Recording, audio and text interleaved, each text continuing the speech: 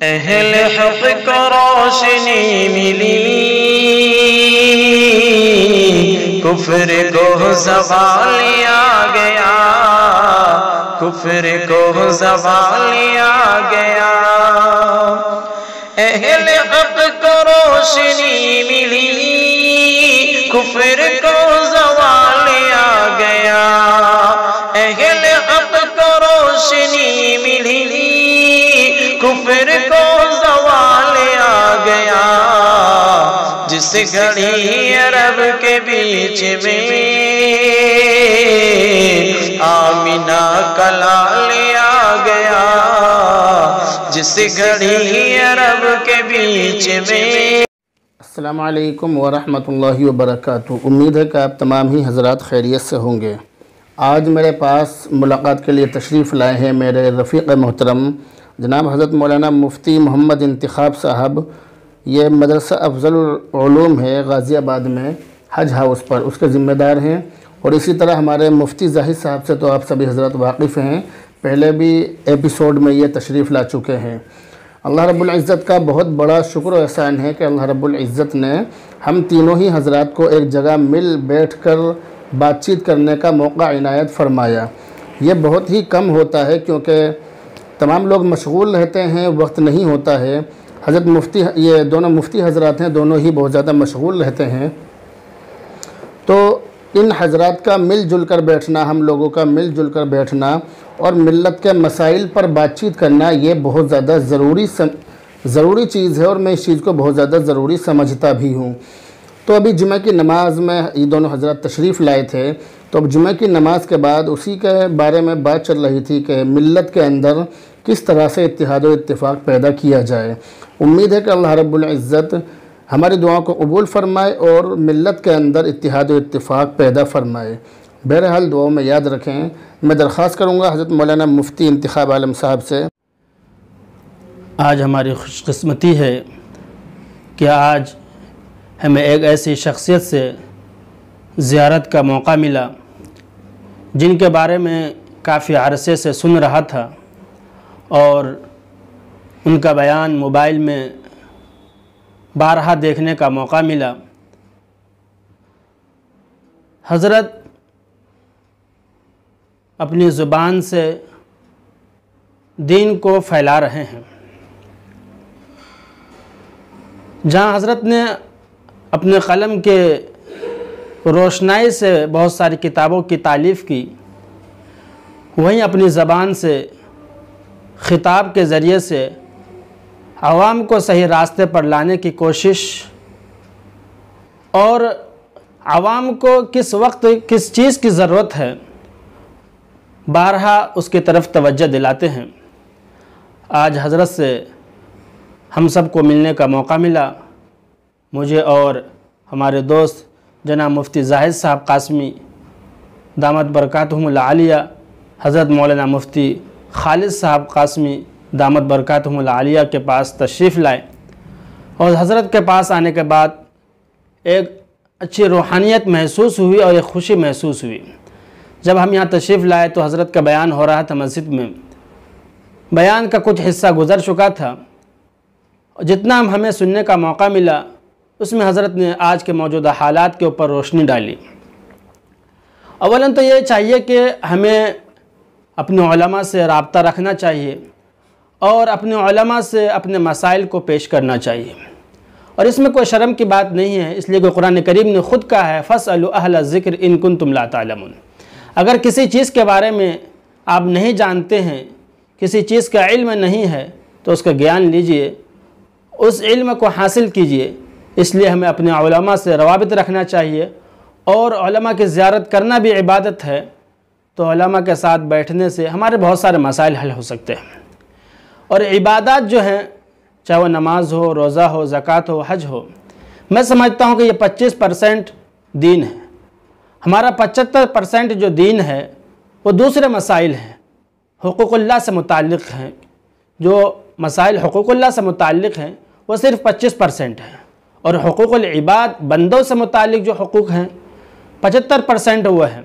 हम लोगों के दरसियात में किताब पढ़ाई जाती है हिदाया शरीफ, तो उसकी 4 जिल्दें हैं।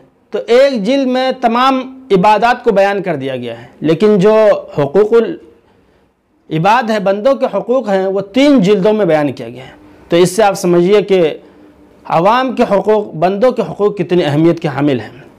तो इसलिए हमें अपने उलमा से बैठ कर के उनके पास रह कर के अपने जिस लाइन से भी हम जुड़े हुए हैं, अगर तिजारत के लाइन से हैं तो तिजारत के मसाइल उनसे सीखें, कारोबार में किसी लाइन से है तो उस मुतालिक से मसाइल सीखें। जिस लाइन से भी हैं हम, कुरान करीम एक ऐसी किताब है जिसके अंदर अब तक जितने मसाइल दुनिया में पेश आए तमाम का हल है, और क़यामत तक जितने भी मसाइल आएंगे उन तमाम का हल भी कुरान करीम में ही मौजूद है। तो ये मालूम चलेगा हमें जब हम उलमा के पास बैठेंगे।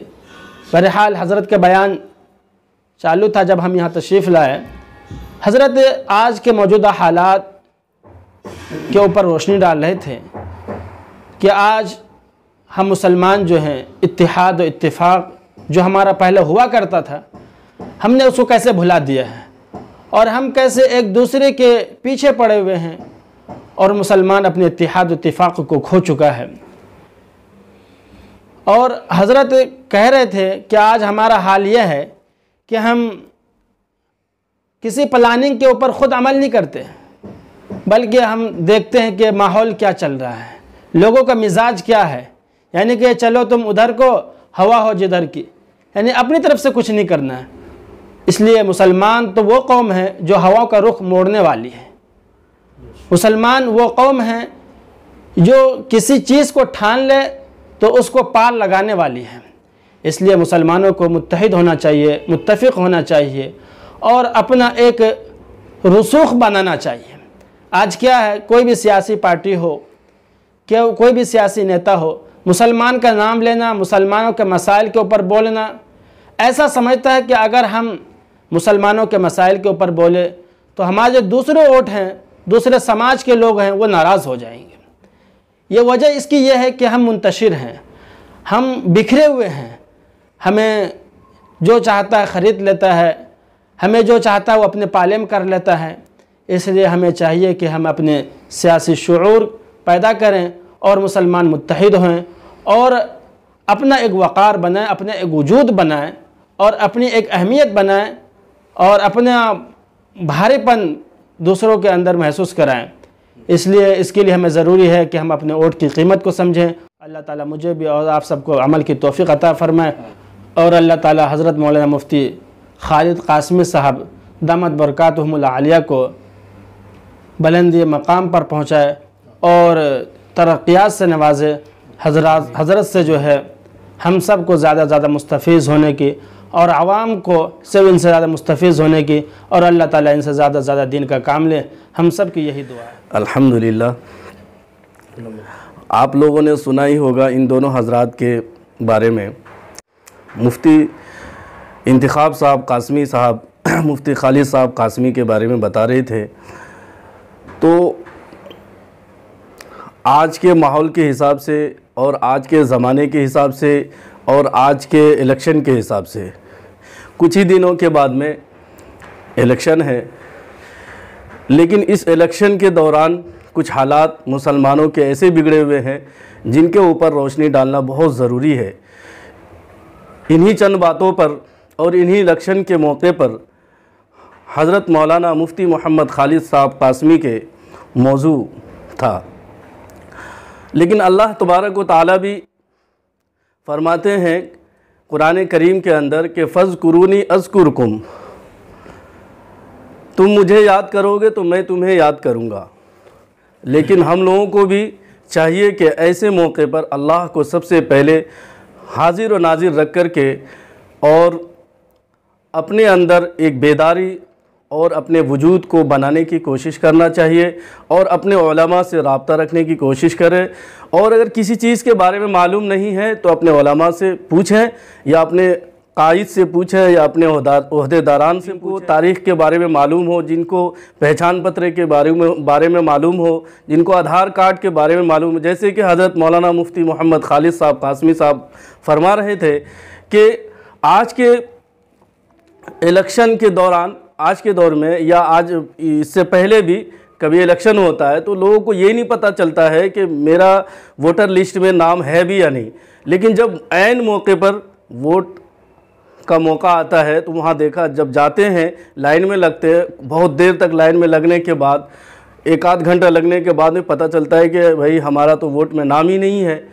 अब वो इधर उधर तलाश करते हैं, लेकिन इनको चाहिए कि पहले ही 1 घंटा 2 दिन 4 दिन पहले ही इसके बारे में कोशिश करें और जानने की कि हमारा नाम वोट में है भी या नहीं। लेकिन अगर ऐसे हम जानेंगे नहीं तो बहुत सारी चीज़ों से हमें खारिज कर दिया जाएगा और बहुत सारे मौक़ों से हमें दूर होना पड़ेगा। और ज़्यादा से ज़्यादा हज़रत मौलाना मुफ्ती मोहम्मद खालिद साहब कासमी साहब को मैं अपनी तरफ से एक राय और मशवरा देना चाहता हूँ कि आप जितना ज़्यादा अल्लाह ताला ने आपके अंदर खूबी और जितने इल्म से नवाजा है, आप लोगों को इन सब के बारे में आगाह कीजिए और अल्लाह ताला से भी दुआ करें कि हम सब को भी आवाम की खिदमत करने की तौफीक अता फरमाए।